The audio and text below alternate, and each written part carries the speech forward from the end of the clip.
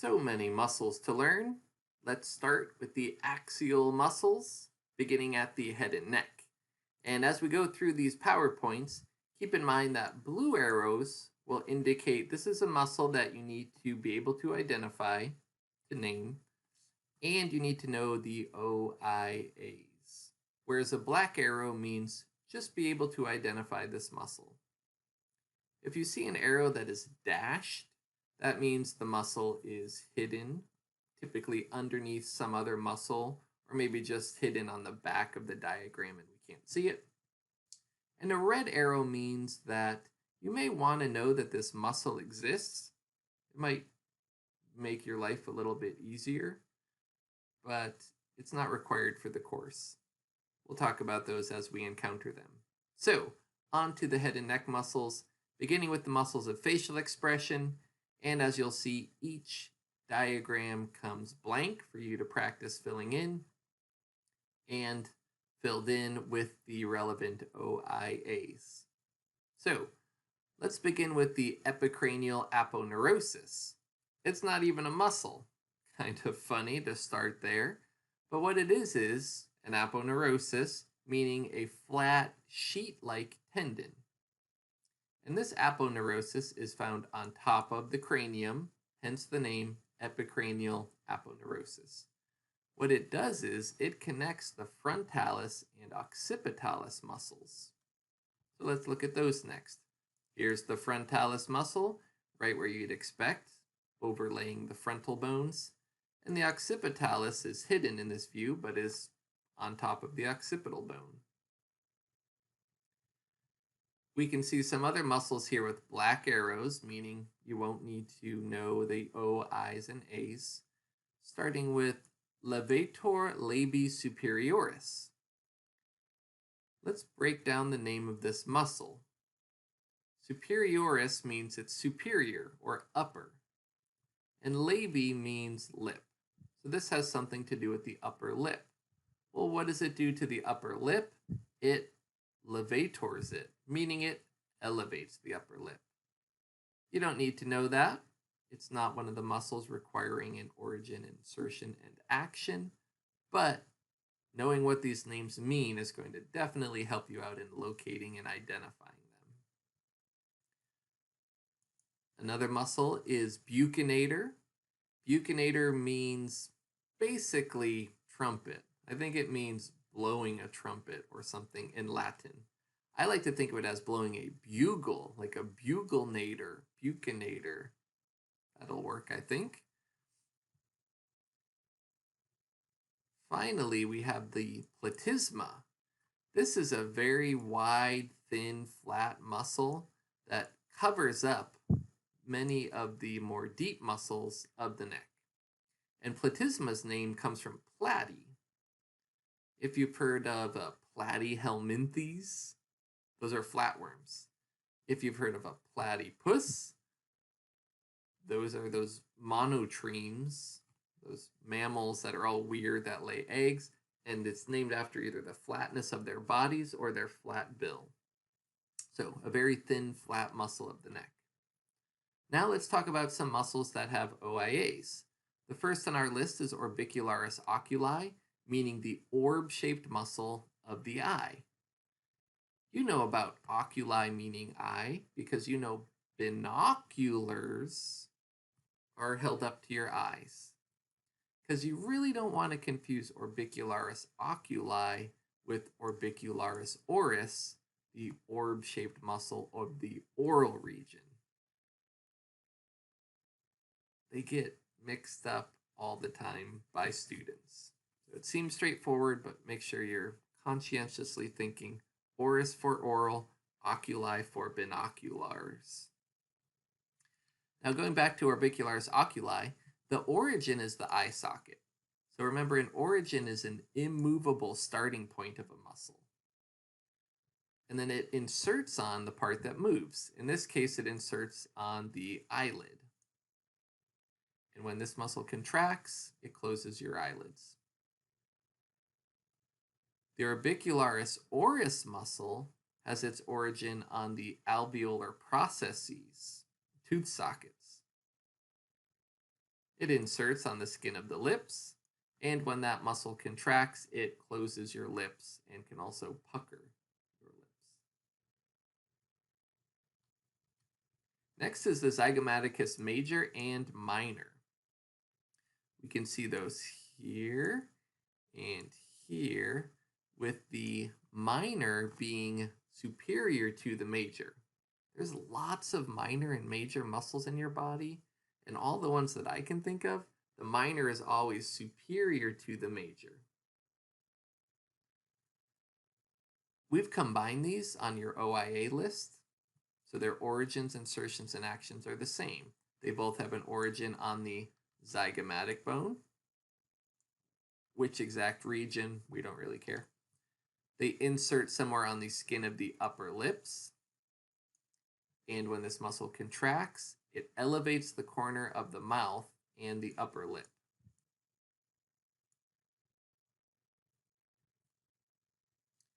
So if the zygomaticus muscles can elevate the corner of the mouth and the upper lips, who's going to depress the lower lips so that, you can make this face? Well, if you want to depress the corner of your mouth, you have a great named muscle called depressor anguli oris. This will depress or lower the angle of your mouth, also known as frowning. And it does that because it has an origin on the mandible and it inserts on the skin of the lower lips and can pull down the corners of your mouth. Finally, depressor labii inferioris depresses your lower lip. Depresses your lower lip. It has its origin on the mandible, and it also inserts on the skin of the lower lip. Okay, let's move on. Muscles of mastication, there's just two. This large one is the temporalis. This one near the cheek is the masseter. Now, both of these muscles are for mastication, for chewing. So both of them are the muscles that can make you bite down really hard. So they both will have a movement, cause movement of the mandible. That means they must both insert somewhere on the mandible. But the details are a little different. The temporalis has its origin really in a lot of places, but in our list we just said the origin will be on the temporal bone. And it inserts on the coronoid process of the mandible. So that's mostly hidden here in this image. The masseter has its origin on the zygomatic bone, mostly, and it inserts on the mandible. What part of the mandible? The angle, the inferior third of the ramus. We don't care about the details. Just make sure you know what's listed on your OIA sheet. So now we've got these two strong chewing muscles behind us. We can talk about tongue muscles. The only one you need to know in any detail is genioglossus. Genio refers to chin. The only way I remember this is that if you are genial, ding, you're a genial person. Do you know that word? Maybe not. But it's like a happy person.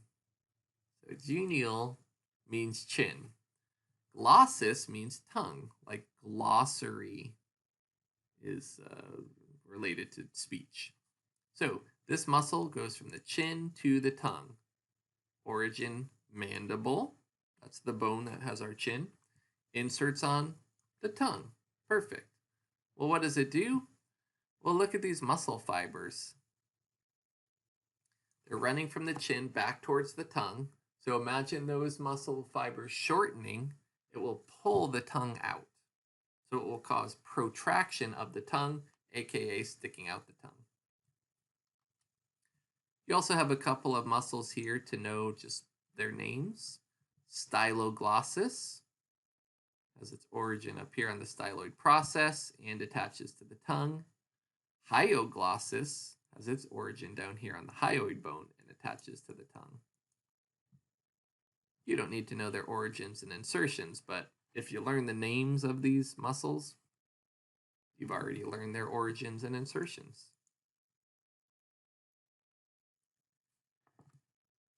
We finish with anterior neck muscles. The only one that requires you to learn any OIAs is the sternocleidomastoid. We actually used this muscle in a previous example when we were learning muscle nomenclature. And we said that muscles are often named after their origins and insertions.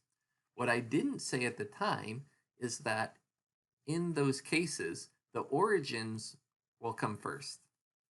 So, sternocleidomastoid has an origin on the sterno region and the cleido region, and inserts on the mastoid region. Or more specifically, the origin is the sternum and the clavicle. The insertion is the mastoid process of the temporal bone.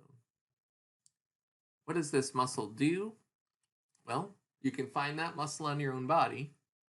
Use your fingers to connect the mastoid process to the sternum or clavicle, and think, if the muscle in between your finger and thumb shortens, it will pull your head down, also known as flexion of the neck.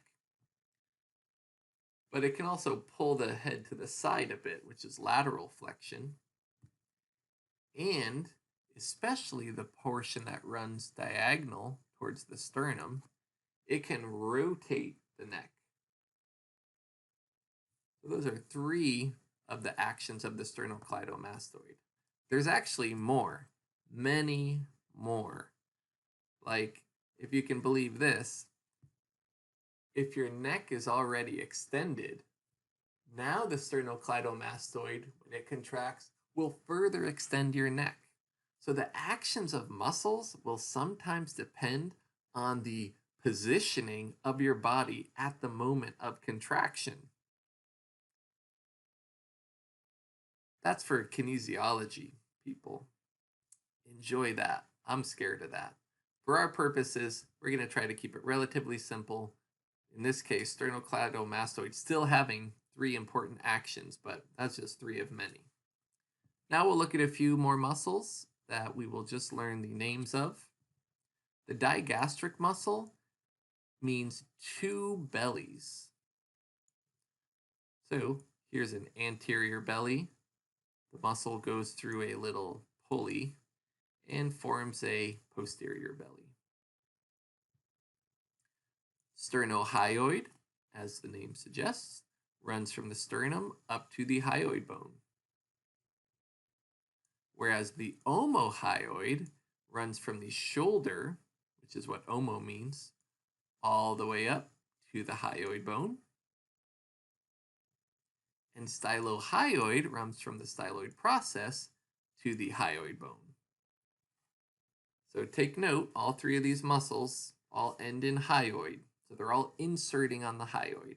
That means that's the thing that's moving. When the hyoid moves, that's affecting things like speech and swallowing and so on. Finally, we have the sternothyroid, muscle running from the sternum to the thyroid cartilage, aka your Adam's apple.